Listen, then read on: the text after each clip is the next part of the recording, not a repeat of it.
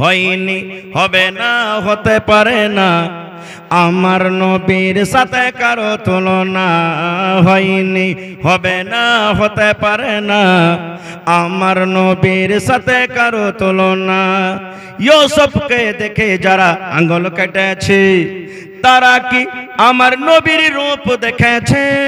ইউসুফকে দেখে যারা আঙ্গুল কেটেছে তারা কি আমার নবীর রূপ দেখেছে? আরে দেখতো যদি কেটে দিত, আরে দেখতো যদি কেটে দিত কলিজাখানা। হয়নি, হবে না, হতে পারে না আমার নবীর সাথে কারো তুলনা। হয়নি, হবে না, হতে পারে না আমার নবীর সাথে কারো তুলনা। যার শানে আল্লাহ তাআলা করলেন ঘোষণা, খোলকে আজিম আমার শাহে মদিনা, মুসলমানি নবী ছাড়া কিছুই মানে না। হয়নি, হবে না, হতে পারে না আমার নবীর সাথে কারো তুলনা। নারে তাকবীর। মায়ালোক বলে না যে মায়ালোকের 36টা কল্লা। বিবি জুলাইখা কিন্তু খুব চালাক হুঁশিয়ার, কোনো গল্প বলি না ভাই। সূরা ইউসুফ খুলে দেখবেন, একবারে পেয়ে যাবেন, তরজমা খুলে দেখবেন। এবারে বিবি জুলাইখা তখন বলছে যে থাম রে লিস্সি লাগানি রে, আমাকে তোরা পাগল বলছিস যে একটা গোলামের পিছে পাগল হয়ে গেছে, তোরাকে মজা দেখাচ্ছি আমি। কি মজা? যারা যারা এই কথাগুলা বলেছে রাগাইতো সবটিকে একদিন দাওয়াত করেছে যে আমার বাড়িতে তোরা দাওয়াত, অমুক দিন চলে আসিস। সবাই চলে এসছে। আর ইউসুফ নবী তো খুবই সুন্দর রে ভাই, ওকে এমন এমন সুন্দর সুন্দর জামা কাপড় পিন্ধালছে, আরো সুন্দর হয়ে গেছে।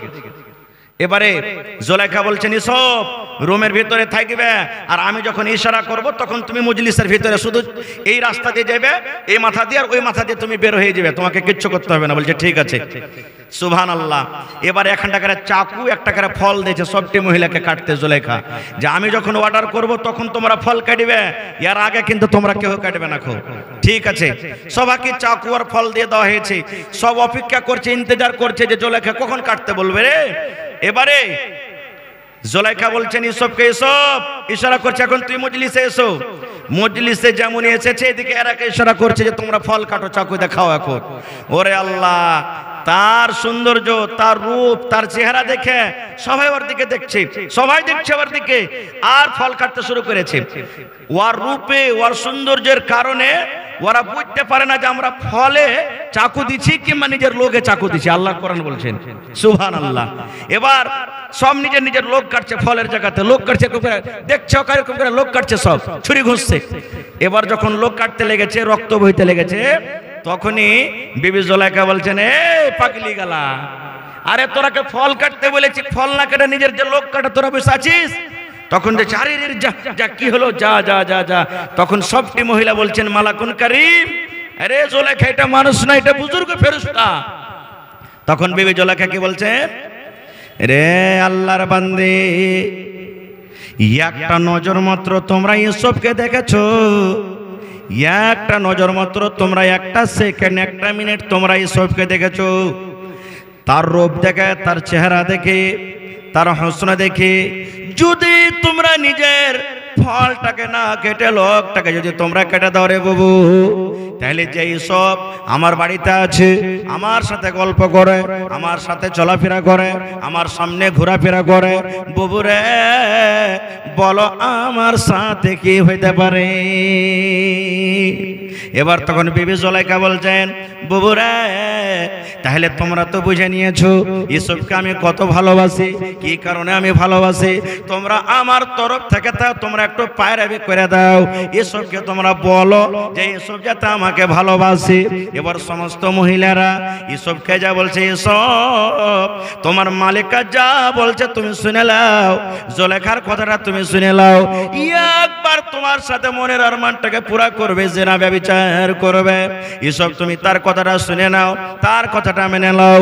এবারে বলছেন না আমি তার কথা মানবো না, দুনিয়ার যদি কোনো মানুষ দেখতে না পায় তবে একজন দেখছেন যার নাম হলো আল্লাহ। আমি সব আমি তার সাথে এরকম কাজ করতে পারবো না। এইবারে মহিলারা তখন বলতে লাগলেন, ও ইউসুফ রে, যদি তুমি তোমার মালিকার সাথে যদি একটা কথা না মানো, তার কথা না শোনো, যদি তার সাথে তুমি একবার জেনা না করো, তার সাথে যদি মিলনটা না করো তাহলে তোমার মালিক আর রাগ করে তোমাকে জেল ঘরাতে বন্ধ করে দিবে, কায়েদখানাতে বন্ধ করে দিবে। এবারে আল্লাহ রাব্বুল আলামিন কোরআনে বলেন, ইউসুফ নবী তখন বলেছেন, মহিলারে, দুনিয়ার মহিলারা তোমরা শুনে নাও, যদি আমাকে জেল ঘরে বন্ধ করে দেয় আমি তাইয়ার আছি, রাজি আছি, আমি হাসতে হাসতে খুশি হয়ে জেল ঘরে চলে যাব, কিন্তু আমি ব্যভিচার জেনার জন্য আমি জুলেখার কথা আমি শুনতে পারবো না। জুলেখার কথা শোনার থেকে আমার জেল ঘরটা বেশি ভালো। নারে তাকবীর। তাই কবি বলছেন, হয়নি, হবে না, হতে পারে না, আমার নবীর সাথে কারো তুলনা। হয়নি, হবে না, হতে পারে না, আমার নবীর সাথে কারো তুলনা। ইউসুফকে দেখে যারা আঙ্গুল কেটেছে তারা কি আমার নবীর রূপ দেখেছে? ইউসুফকে দেখে যারা আঙ্গুল কেটেছে তারা কি আমার নবীর রূপ দেখেছে? আরে দেখতো যদি কেটে দিত, আরে দেখতো যদি কেটে দিত কলিজাখানা। হয়নি, হবে না, হতে পারে না, আমার নবীর সাথে কারো তুলনা। হয়নি, হবে না, হতে পারে না, আমার নবীর সাথে কারো তুলনা। যার শানে আল্লাহ তাআলা করলেন ঘোষণা, খোলকে আজিম আমার শাহে মদিনা, মুসলমানি নবী ছাড়া কিছুই মানে না। হয়নি, হবে না, হতে পারে না, আমার নবীর সাথে কারো তুলনা। নারে তাকবীর। এবার নবীর চেহারা দেখেন, নবী কত সুন্দর ছিলেন। ঈশ্বর নবীর কথা শুনলেন, আল্লাহর নবী একদিন বসে আছেন, 14 দিনকার পূর্ণিমা চাঁদ। 14 দিনকার চাঁদ কেনা পূর্ণিমা বলি, একবারে গোল হয়ে চাঁদটা হয়ে আছে, পূর্ণিমা একবারে গোটা চাঁদ হয়ে আছে, আর বাদল নাই, একবারে ঝকঝকে আলো। এবার নবীর পাঞ্জরে আবু হুরায়রা রাদিয়াল্লাহু তাআলা একজন সাহাবী বসে আছেন, একবার চাঁদের দিকে দেখছেন, একবার নবীর চেহারার দিকে এরকম করে দেখছেন, আবার একবার চাঁদের দিকে দেখছেন, আবার একবার নবীর চেহারার দিকে দেখছেন। 2-4 বার দেখা পর এবার নবী তখন বলছেন, আবু হুরায়রা ব্যাপার কি, তুমি একবার চাঁদকে দেখছো, একবার আমার দিকে দেখছো? ওরে সুবহানাল্লাহ। এইবারে আবু হুরায়রা রাদিয়াল্লাহু তাআলা বলছেন, নবী গো, আমি আবু হুরায়রা পার্থক্য করতে পারি না গো নবীজি, আমি ফয়সালা নিতে পারি না কি 14 দিনকার চাঁদ বেশি সুন্দর, কি আপনি নবীজি চাঁদের থেকে বেশি সুন্দর। আমি পার্থক্য করতে পারি না যে 14 দিনকার চাঁদটা বেশি সুন্দর কি আপনি বেশি সুন্দর। আচ্ছা আপনারা বলেন তো, আমাদের শরীরটা যখন ঘেমে যায় তো ভালো লাগে না খারাপ লাগে? জোরে বলেন, খারাপ লাগে না? এখানে যদি কোনো একটা লোক হোটেল থেকে আসছে, কাম কাজ করে আসছে, গাঞ্জি টাঞ্জি সব হইতে গেছে, যেমনই আপনি নমাজে পাঞ্জরে দাঁড়াবে তেমনি একটা বাসনা করবে, দুর্গন্ধ করবে, করবে না? করবে না? তখন আমরা বলবো কারে গোসল টোসল করে, গোসল টোসল করে। কিন্তু ওরে আল্লাহ, আমার নবী কত সুন্দর ছিলেন, ওরে আল্লাহ নবীর ঘাম কেমন ছিল শুনলেন। আনাস বিন মালিক রাদিয়াল্লাহু তাআলা আনহু একজন সাহাবী বলেন, আল্লাহর নবী উম্মে সুলাইমের বাড়িতে একদিন নবীজি ঘুমিয়ে আছেন, চামড়ার বিছানাতে নবী ঘুমিয়ে আছেন। হ্যাঁ রে আমার দয়ার নবী কত কষ্ট করে রাত কাটালছেন, দিন কাটালছেন রে বন্ধু। কতদিন নবী আমার খাজুরের পাটিতে, খাজুরের চাটাইতে, সপের উপরে নবী আমার ঘুমিয়েছিলেন। ওই যুগে নবীজির জন্য বিছানা ছিল না, ওরে আল্লাহ নবীর জন্য চাদর ছিল না, দয়ার নবীর জন্য তোশক ছিল না। এত কষ্ট করে নবী আমার ঘুমালছেন, আর আমাদের জন্য আজকে দেখেন তোশক, মাথাতে বালিশ তোলা দিয়ে। দয়ার নবীর বালিশের কথা একটু শুনেন। দয়ার নবীর বালিশ ছিল কিসের? দয়ার নবীর বালিশ হলো খাজুরের যে চুকা আছে, খাজুরের যে ছিলকা আছে, এই ছিলকা দিয়ে দয়ার নবীর বালিশ তৈরি করা হইতো। ওই আমার দয়ার নবী চামড়ার বিছানাতে একদিন নবী ঘুমিয়ে আছেন। গরমের টাইম আপনারা জানেন, আমরাও জানি, যখন আমরা ঘুমিয়ে থাকি গরমের টাইমে, গরমের সময়তে আমাদের শরীরটা ঘামে কে ঘামে না? বলেন ঘামে কে ঘামে না? বিছান ভেজে যায়, চাদর ভেজে যায়, এই মতো দয়ার নবী ঘেমে গেছেন। দয়ার নবী পাসিনা চলে এসেছে। আমার নবীর ঘাম গলা, ওখানে তো কোনো সুতির কাপড় নাই যে সুচে নেবে। দয়ার নবী যেমনই ঘেমেছে, চামড়াতে ওই ঘাম গলা বাঁধিয়ে বাঁধিয়ে গেছে, চামড়াতে ওই ঘাম গলা পাসিনা গলা জমা জমা হয়ে গেছে। এইবারে উম্মে সুলাইম, আর একটা হাদিস আছে নবীজির ফুফু, নবীজি আমার ঘুমিয়ে আছেন, দয়ার নবী আমার জানেন না। এবার নবীজির ওই ঘাম লাওয়ার জন্য নবীজির ফুফু এবং অন্য একটা হাদিস আছে উম্মে সুলাইম আনাস বিন মালিকের মা, ওরে সুবহানাল্লাহ, একটা ছোট্ট আতরে যেমন শিশি হয়, আতরের যেমন বোতল হয়, ওই আতরের বোতল নিয়েছে। নবী আমার ঘুমিয়ে আছেন জানেন না। নবীজির ওই ঘাম গলাকে, পাসিনা গলাকে নিয়ে নিয়ে ভর্তি করছেন, ঘাম গলাকে নিয়ে নিয়ে বোতলে ভর্তি করা হয়েছে। এই করতে করতে দয়ার নবী পট করে জেগে গেলেন। জেগে যাওয়ার পর এবার বলছেন, ফুফু তুমি কি করছো? কি ব্যাপার, তুমি আমার কাছে কি করেছো? এবার বলছেন, বেটা মোহাম্মদ, আমি তোমার ফুফুরে বেটা, তুমি যে ঘেমে গেছো, এই তোমার শরীরে যে ঘাম এসেছে রে ধন, এই পাসিনা এই ঘাম গোলাকে আমি বোতলে ভর্তি করছি। এবার নবীজি বলছেন, ফুফু জান, তুমি এই ঘাম গোলা বোতলে ভর্তি করে কি করবে? তুমি এই পাসিনা গোলা ভর্তি করে কি করবে? এবার বলছেন, ব্যাটারি দুনিয়াতে কোনো এরকম আতর নাই, দুনিয়াতে এরকম কোনো খুশবু নাই, দুনিয়াতে এরকম কোনো সেন্ট নয় রে ভাতিজা কি তোমার পাসিনা তোমার ঘামের থেকে সেন্টওয়ালা হইতে পারে। ব্যাটারে আমার বাড়িতে যে আতর আছে রে ধন, আমার বাড়িতে যে খুশবু আছে, ওই খুশবুগুলার সাথে তোমার এই পাসিনা গলা এক ফোঁটা দু ফোঁটা করে আমি মিলিয়ে দেব, আর আমি নিজের কাপড়ে নিজের গায়ে লাগাবো। শুধু তানের নয়, আমার মোহাম্মদ ছেলে তুমি শুনে নাও, আমি যেদিন মরে যাব, আমার আত্মীয়রাকে আমি আদেশ করে যাব, ওসিয়ত করে যাব, আমি যেদিন মরে যাব যেন তোমার এই ঘামটা আমার এই কাফনের কাপড়ে ছিটিয়ে দেওয়া হয়। নারে তাকবীর, সুবহানাল্লাহ। দেখেন নবীজির ঘাম দেখেন। এবার নবীজির ব্যবহার সম্পর্কে একটা হাদিস শুনেন। টাইম আমার খুব একবারে শর্ট করে পালাইছে, আর দুটা মতো হাদিসের কথা বলবো। হাদিস লম্বা কিন্তু ছোট্ট করে বলবো। এখানে হাজী সাহেব তো আশা করছে কেউ আছেন, কোন জায়গাতে জরুর হাজী সাহেব মজলিসে আছেন, কাবা শরীফ দেখে এসেছেন। আল্লাহ রসুল যখন নবী হননি তার আগেও মক্কার লোকেরা কাবা শরীফের তওয়াফ করতে, হজ করতে আসতো। এবারে নবীজি নবী হলেন, তারপরও মানুষরা হজ করতে আসছেন। এবারে মক্কার সমস্ত লোক কি নবীর কথা মেনেছিলেন বলেন তো? জোরে বলেন, মেনেছিলেন? মানেনি। নিজের চাচা মানেনি, নবীজির নিজের আপন চাচা নবীর কথা মানেনি, এরকমও হয়েছে।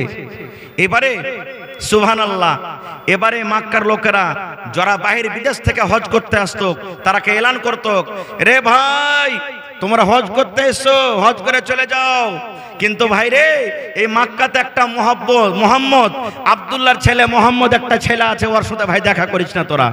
এত বড় জাদুঘর, এত বড় তার কাছে জিন আছে, যদি একবার দেখা করিস তার সাথে তোকে নিজের কবজাতে করে নেবে, কিন্তু ভাই রে খবরদার ওর সাথে দেখা করিস না। ভাই যত লোক মানা করে নবীকে দেখার জন্য অত লোক লালাইতে হয়ে থাকে। হ্যাঁ, সারা জীবনে আর আসতে পাবো কি পাবো না, চল একবার দেখিলি, দেখা যাবে ওর চেহারাটা কেমন।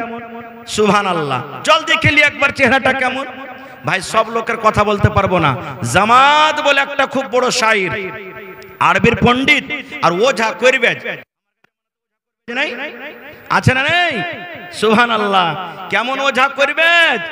যেই আগরবাতি সামনে রাখবে, ফুল সামনে রাখবে, সুবহানাল্লাহ, পান সুপারি তুলসী অবিজবি আর সুন্দর করে মন্ত্র পড়বে, তাম্বা তুলসের পূজারে কইরা রাখিনো রে, হাই রে সোনার বান্দারে, কি বা খাইবা কি বারে নিবা বলো রে, হাই রে সোনার বান্দারে।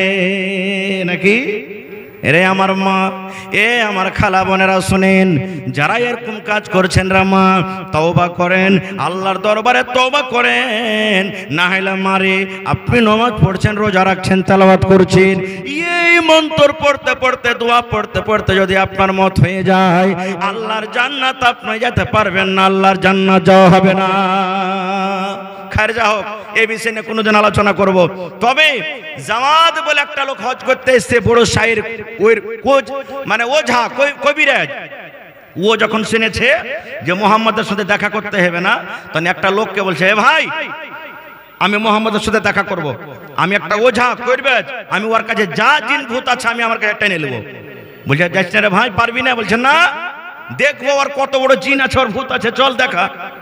এবার নবীজি আমার নামাজ পড়ছেন, নবীজি নামাজ পড়ছেন, এবার ওই ওঝা কেসে তখন বলছেন যে এই দেখো এটা হলো মুহাম্মদ নামাজ পড়ছে। এবার জামাত বলে ওই শায়ের ওই কবিরাজ পিছন দিকে বসে গেছে, যে নামাজ পড়া হবে তখন দেখা করব। এবার নবীজি নামাজ পড়লেন, নামাজ পড়ার পর যেমনই ঘুরেছে পিছন দিকে, দেখছে একটা অপরিচিত আজনবী লোক বসে আছে। এবার নবীজি তখন লোকটাকে বলছেন, রে আল্লাহর বান্দা, কে তুমি, কোথা থেকে তুমি এসেছো, কি কারণে এসেছো? এসো বাবা তুমি আমার পাঞ্জরে এসো, এসো বাবা তুমি আমার পাঞ্জরে বসো, কি কারণে এসেছো বাবারে তুমি বলো। ওরে আল্লাহ, নবীজির যে মিষ্টি কথা শোনা পরে তার দিলে কেন দেখে গেছে, হবে মক্কার লোক কইছে যে লোকটা বলে পাগল, মক্কার লোক বলছে যে লোকটা বলে জাদুগার, এত মিষ্টি ভাষা, এত মিষ্টি কথা, এই লোকটা তো এরকম হইতে পারে না, লোকটা তো চরিত্র খুব ভালোই লাগলো। এবার পাঞ্জরে এসেছে, আসার পর তখন নবী বলছেন যে তোমার নাম কি? বলছে আমার নাম হলো জামাত। বলছে কি কারণে এসেছো? বলছে আপনার নাম কি মুহাম্মদ? বলছে হ্যাঁ। তো বলছে যে আমি শুনলাম যে আপনাকে জিনে না কি ধরে নিয়েছে, তো আপনার জিনটাকে ধরতে এসেছি আমি। হাদিসের কথা বলছে আপনার জিনটাকে ধরতে এসেছি। রাসূল তখন মুচকে মেরে হাসা বলছেন যে জিন ধরতে এসেছো না? তো বলছে ধরো, তাহলে কেমন করে ধরবে?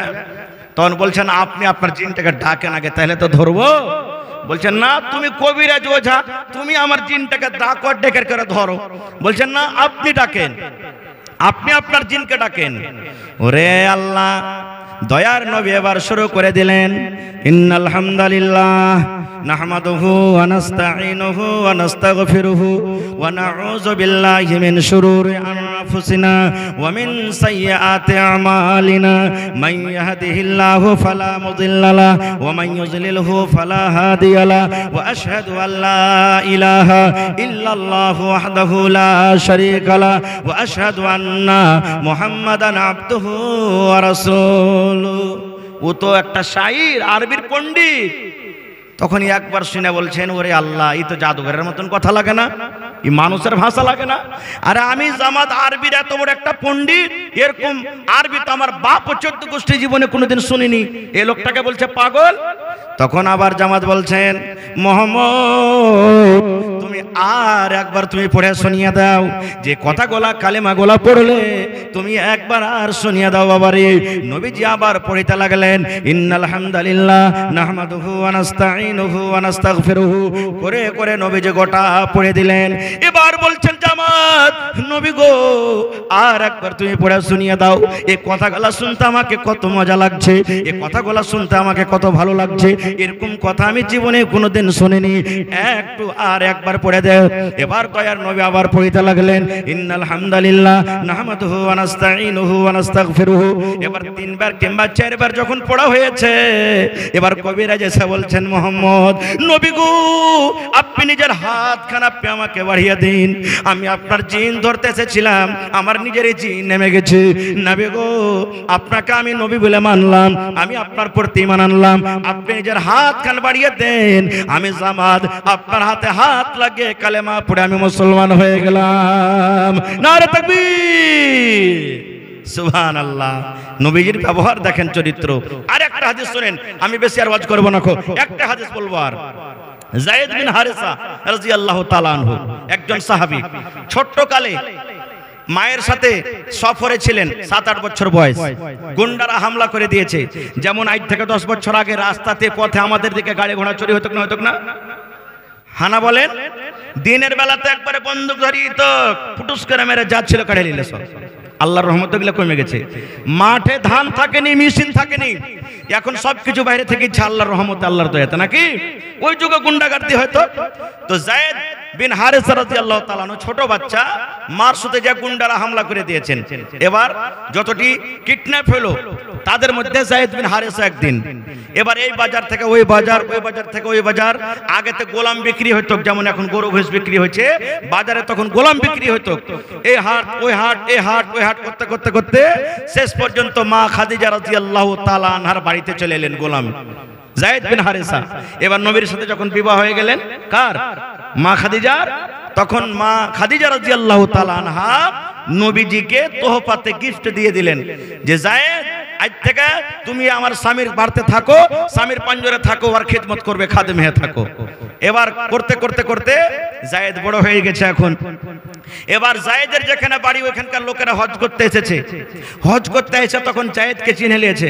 বলছে হাজি তোমার নাম কি যায়েদ লয়? বলছে হ্যাঁ। বলছে তোমার বাপের নাম কি হারেস লয়? বলছে হ্যাঁ। বলছে তুমি তো মায়ের সাথে হারিয়ে গেছিলেন? তো হ্যাঁ। বলছে ওরে আল্লাহ, তোমার মা তোমাকে ঢুঁড়া ঢুঁড়া ঢুঁড়া পাগল হয়ে গেছে, আমি এক্ষুনি যা বলছে তোমার বাপকে যে তোমাকে এখান থেকে নিয়ে যাবে। বলছে কার বাড়িতে আছো? বলছে মোহাম্মদ বিন আব্দুল্লাহর বাড়িতে আছি। বলছে ঠিক আছে। এবার এই লোকেরা যায় বলে দিয়েছেন, ও যায়েদের বাপ তোমার বেটার খবর হয়ে গেছে। বলছে কোথায় আছে?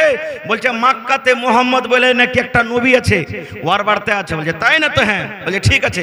ওর বাপ বাটুয়াতে করে, আগতে মানুষ বাটুয়াতে টাকা রাখতো নাকি, বাটুয়া তো বুঝেন সবাই না, বাটুয়াতে টাকা রাখতো।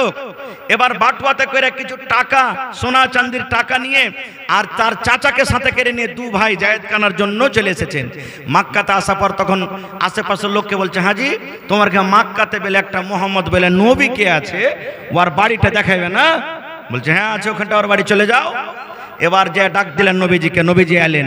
আসার পর বলছেন যে আপনি নাকি নবী, নবী টবি তো আমরা জানি না। তখন তো মুসলমান না হয়নি ওরা। বলছে নবী টবি তো জানি না, শুনেছি যে আমার একটা বেটা যায়েদ হারিয়ে আছে মেলাদিন থেকে, আপনার বার্তা আছে, তা আমাকে ছেলে আমাকে ফেরত দিয়ে দেন, যা টাকা নেবেন তার বদলেতে দেখেন বাটুয়াতে টাকা আছে, আপনি টাকা নেন, যদি আরো বেশি লাগে তো বেশি দেন, ওখান থেকে ছেলেটা ওয়াপাস করে দেন।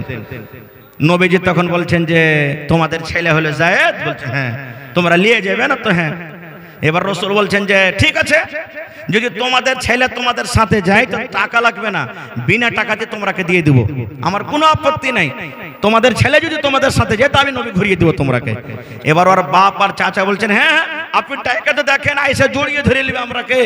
মানে ওর বাপের মতন যে আর বাড়তে কত কষ্টতে আছে, খাইতে পাই না, কাপড় পাই না, কত রকম কষ্টতে আছে, কত মেয়ের খেয়েছে, কত গাইল খেয়েছে, কত কি খেয়েছে, এটাই ওর বাপ মনে করেছে। ওরে সুবহানাল্লাহ। তখন ওরা বসলেন।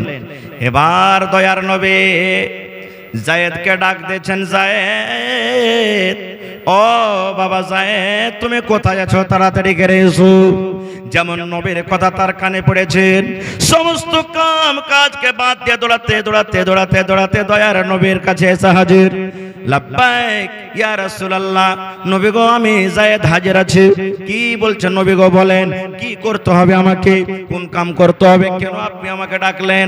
দয়ার নবী বললেন এ যায়েদ তোমাকে কাজ করতে হবে না রে বাবা, এই দেখো তোমার আব্বা জান তোমার চাচা তোমাকে আনতে এসেছে, তুমি ছোট্টবেলাতে ছোট্ট বয়সে তুমি হারিয়ে গেছিলে, তোমার আব্বা তোমার চাচা খবর পেয়ে তোমাকে আনতে এসেছে। বাবারে তুমি বাড়ির ভেতরে চলে যাও, আর তোমার যা দরকারি মতন সামান আছে, কাপড় লুঙ্গি পায়জামা পিরন যা আছে তুমি নিয়ে চলে যাও, তোমার আব্বা তোমার কাকা তোমাকে আনতে এসেছে। ওরে আল্লাহ নবীর চরিত্র, নবীর ব্যবহার, দয়ার নবীর আখলাক দেখেন।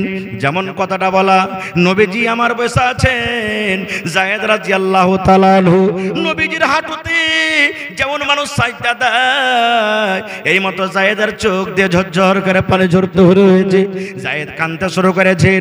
দয়ার নবী হাঁটুতে মাথাটা ঠাকিয়ে দিয়ে বলছেন, নবী গো আমার আব্বা আমাকে জন্ম দিয়েছে, কিন্তু আমি আমার আব্বার সাথে যাব না। যেই তালিম, যে জ্ঞান, যে বুদ্ধি, যে সম্মান আমি আপনার কাছে পেয়েছি, আমার বাবার কাছে আমি জীবদিন পাইনি। নবী গো আপনি হলেন আমার আব্বা জান, আর আপনার স্ত্রী মা আয়েশা হলেন আমার মা। আপনাকে আমি আব্বা বলে ডাকবো, আমি আয়েশাকে মা মা বলে ডাকবো। আমি আপনার কাছে থাকবো, আপনার বাড়িতে থাকবো, আমি আপনার নিজের আব্বা চাচার সাথে আমি ফিরে যাব না। নারে তাকবীর।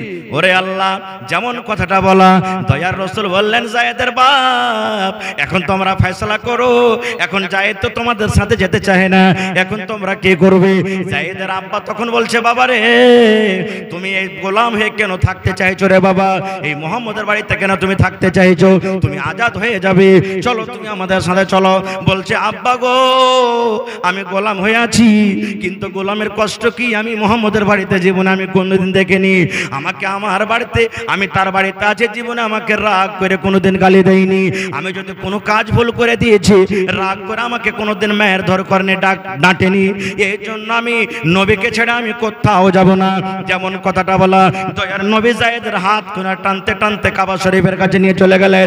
সমস্ত লোককে ডাকতে বলছেন, ও মক্কার লোকেরা শোনো রে, এই যায়েদকে দেখো, আমি আজ থেকে যায়েদকে আজাদ করে দিলাম। আর যায়েদ যখন আমাকে আব্বা বলে ডাক দিয়েছে, যায়েদকে আমি বেটা বানিয়ে নিলাম। আজ থেকে যায়েদ বিন হারেসা হলো আমি নবী মুহাম্মদ আমার বেটা, এবং আমার স্ত্রী আয়েশা হলো তার মা। নারে তাকবীর! ভাই আমার, বলার মেলায় কথা আছে, আমার পিছনে আরো বক্তা আছে ভাই, তারাকে শুনতে হবে। এই বিষয় নিয়ে আলোচনা করলে 2-4 ঘন্টা আরো লাগবে। আল্লাহ বাচ্চা রাখে, ইনশাআল্লাহ কোনোদিন বলবো। তবে ভাই রে, এই চরিত্র ব্যবহার নবীর ব্যাপারে জানবেন কেমন করে? রাস্তা পথে পাওয়া যাবে ভাই, রাস্তা পথে পাওয়া যাবে, পাওয়া যাবে জি ভাই, পাওয়া যাবে না। খো বাজারে পাবেন, পাওয়া যাবে না।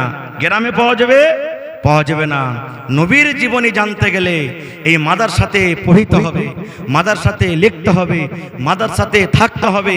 বিনা মাদ্রাসাতে পড়ে লিখে, বিনা তালিমে নবীজির জীবন ব্যবহার চরিত্রের ব্যাপারে আপনি জানতে পারবেন না। এজন্য ভাই এই মাদ্রাসার দরকার আছে। মাদ্রাসা আমাদেরকে চালাইতে হবে। মাদ্রাসা আমাদের জান, মাল, ইজ্জত, আবরু, মাদ্রাসা আমাদের সব কিছু। এজন্য ভাই এই মাদ্রাসা বিনা টাকাতে চলবে না খুব। আর আপনারা জানেন, আপনার বাড়িতে সুবহানাল্লাহ, এই যে ছেলে মেয়েরা আপনার বাড়িতে আছে, আপনার কতটি খরচা হয় একদিন আপনি জানতে পারছেন। এত বড় মাদ্রাসা, এতে বিজলি খরচ আছে, রুম খরচ আছে, আপনার টিচার খরচ আছে, বাচ্চা খরচ আছে, বিভিন্ন রকমের আরো খরচ আছে। যে খরচটা বহন করবে কে? আপনারাই করবেন। এই মাদ্রাসাতে কোনো সরকারি টাকা আসে না, সরকারি কোনো বেতন আসে না, সরকারি কোনো সহযোগিতা আসে না। মাদ্রাসার সরকার হলেন আপনারা, মাদ্রাসার হিতাকাঙ্ক্ষী হলেন আপনারা, মাদ্রাসার মালিক হলেন আপনারা। এই জন্য আপনারাকে মাদ্রাসাটা চালাইতে হবে। ভাই দেখি আজকে 1 টাকা দেবেন তো 1 টাকা আমি আপনাদের কাছ থেকে নেব। দেখি কোন আল্লাহর বান্দা আছেন আজকে, মৌলানা এই মাদ্রাসার জন্য, যেখানে একটা ওয়া মানুষ হবে, যেখানে ওয়া মানুষ জানোয়ার থেকে মানুষ তৈরি করা হয়, এরকম ফ্যাক্টরিতে আমি 10,000 টাকা একটা লোক দান করলাম, আমি 5,000 টাকা একটা লোক দান করলাম, আমি 15,000 টাকা একটা লোক দান করলাম, 1 ডিসমিল আমি জমিন দান করে দিলাম, একটা ছাগল দান করে দিলাম, একটা গরু দান করে দিলাম, এবং হাজার 500 করে দেখি 50টা লোক, এবং 50 বড়া সিমেন্টের আবদার করলাম। 1 বড়া, 2 বড়া, 3 বড়া, 5 বড়া করে সিমেন্ট। দেখি আমার যুবক ভাই, আপনার জীবনে কত টাকা আসছে, কত টাকা যাচ্ছে, কত টাকা নিয়ে আপনি চলে যাচ্ছেন। ভাই আমার, এই টাকাটা আপনার জমা থাকবে, কিয়ামতের দিন পাবেন। দেখি একটু আসেন তো আল্লাহর রাস্তে। সর্বপ্রথম 5,000 টাকা কেউ একটা লোক দিতে পারবেন? 10,000 টাকা একটা লোক কেউ দিতে পারবেন? দেখি 1,500 করে 50টা কলমের আবদার করেছি, এবং কমিটির লোককে বলবো, মা খালারকে পিন্ডালে চাদর দিয়েছেন, চাদর গেছে। মায়েরা খালারা প্রত্যেক জালসাতে দেখতে পাচ্ছি যে দান করছেন, খুব মন খুলে দান করছেন। এমন এই যে দেখেন, কিছুদিন আগে আপনাদের এই বাজারে, কানুয়া বাজারে না হাটখোলা, কানুয়া বাজার না হাটখোলা, এটা কানুয়া বাজারের মসজিদের জালসা হয়েছিল। ওরা সুবহানাল্লাহ, মায়েরা খালারা কত মন খুলে খুলে দান করেছেন। এই আমার নাতনি সাহেব পয়সা আছেন, দেখেন গোটপুরে একটা মাদ্রাসা, এত মায়েরা খালারা দান করেছেন যে বলার শেষ নাই। আমাকে মনে হয় 1 লাখ টাকা থেকে উপর শুধু জেওয়ার এসেছে। তা আজকে দেখি আমার কোনো মা, দাদি, নানি আছেন, কাঁসার বদনা, কাঁসার থালি, কাঁসার গিলাস, কাঁসার পেয়ালা, একে বাড়তে থুইতে হবে না। নতুন পুরাতন ভাঙ্গা ফুটা যা আছে সব জমা করে দেন করণের জন্য, কারণ বাড়িতে এগুলা ব্যবহার করে না। আল্লাহর রাহে দান করে দিবেন, নেকি পাবেন গে মা। লিয়েছেন যত কাঁসার বদনা আছে, থালি আছে, গিলাস আছে, চামচ আছে, আর গলার হার, নাকের নাকমাছি, সুবহানাল্লাহ, গলাতে তাবিজ যা থাকছে সোনার, কানের বালি, পার পায়াল, আংটি যা আছে সব লিয়েছেন। এবং আজকে একটা আবদার রাখলাম, এই দেখি চিমনি বাজার এলাকাতে এই খলিফা চক মাদ্রাসার জন্য কোন আমার মা আছেন, একটা ছাগল দান করতে পারবে না আল্লাহর রাস্তায়? মাশাআল্লাহ। এই দেখেন আমার নানা জান, কি নাম আপনার? মোহাম্মদ ইসরাইল সর্বপ্রথম নাম, সর্বপ্রথম দান মোহাম্মদ ইসরাইল সাহেব, বুড়া মানুষ, 500 টাকা দান করেছেন। নানা জোড়া লাগাতে পারবেন না আর 500 টাকা এক বড়া সিমেন্ট, নারে তাকবীর। এই দেখেন 50 বড়া সিমেন্টের আবদার করেছি ভাই, এক বড়া ইনশাআল্লাহ বিসমিল্লাহ হয়ে গেছে। মোহাম্মদ ইসরাইল সাহেব 500 টাকা নগদ, এক বড়া সিমেন্ট। মাশাআল্লাহ, জাযাকাল্লাহ। রব্বানা যালামনা আনফুসানা ওয়া ইল্লাম তাগফির লানা ওয়া তারহামনা লানাকুনান্না মিনাল খাসিরিন। রব্বানা আতিনা ফিদ দুনিয়া হাসানা ওয়া ফিল আখিরাতি হাসানাতাও ওয়া কিনা আযাবান নার। আল্লাহ 500 নয় 5000 টাকা মনে করে তুমি কবুল করে নাও। মনের আশাকে আল্লাহ পুরা করে দাও। রোজি রোজগারে আল্লাহ বরকত দাও। আল্লাহ হাতে টাকাতে পয়সায় তুমি বরকত দাও রব্বুল আলামিন। আত্মীয় স্বজন যারা কবরে চলে গেছেন তারকে কবরে তুমি জান্নাতের বিছানা দিয়ে দাও। আল্লাহ তারকে কবরকে নূর দিয়ে মনোমর করে দাও। রব্বানা তাকাব্বাল মিন্না ইন্নাকা আনতাস সামিউল আলিম। আমিন। একটু উঠেন ভাই, সময়টাকে এইদিক ওদিকে না কাটিয়ে যতটি লোক এখানে আছেন, রাস্তাতে আছেন, আল্লাহর রাস্তায় সবাই আছেন। এটা মনে করিয়েন না যে মৌলানা 100 200 300 দান চাইলে না, সবাইকে ডাকছি ভাই আল্লাহর রাস্তায়। আপনি 1 টাকা পারবেন 1 টাকাই দেন, কিন্তু খালি হাতে কেউ ঘুরে যাবেন না। একটু আইসেন আমার সাথে সালাম করেন আর দোয়া দেন আর দোয়া নেন ভাই। আমি আপনাদেরকে অন্তর থেকে দোয়া দেব, আপনারা আমাকে অন্তর থেকে দোয়া দেন। আর আইসে যতদূর যে পারবেন দান করেন। যারা মাকই লাগালছেন মাকই দিবেন, ধান দিবেন, টাকা দিবেন। আইসেন ভাই একটু মেহরবানি করে। মাশাআল্লাহ, আইসেন সালাম করে লি। আবুল কাসিম ভাই 1 কুইন্টাল মাকই আর 200 টাকা নগদ নাকি, আর 300 টাকা হলো না? না 500 টাকা পুরিয়ে দেন। মাশাআল্লাহ, চলেন 50 কুইন্টাল কমসে কম মাকই গেলে লিখে দেন। আল্লাহ দেখে মাকই চারিদিকে আছে। মাশাআল্লাহ, জাযাকাল্লাহ। আল্লাহ আমার নানা জানে 1 কুইন্টাল মাকই, ওরে সুবহানাল্লাহ, 200 টাকা দান করে গেল। আল্লাহ তার দান তুমি কবুল করে নাও। মনের আশাকে আল্লাহ পুরা করে দাও। রোজে রোজগারে আল্লাহ বরকত দাও। কামাই থামাই আল্লাহ বরকত দাও। আল্লাহ আত্মীয় স্বজন যারা কবরে চলে গেছেন তারকে কবরে জান্নাতের বিছানা দিয়ে দাও। আরো একটা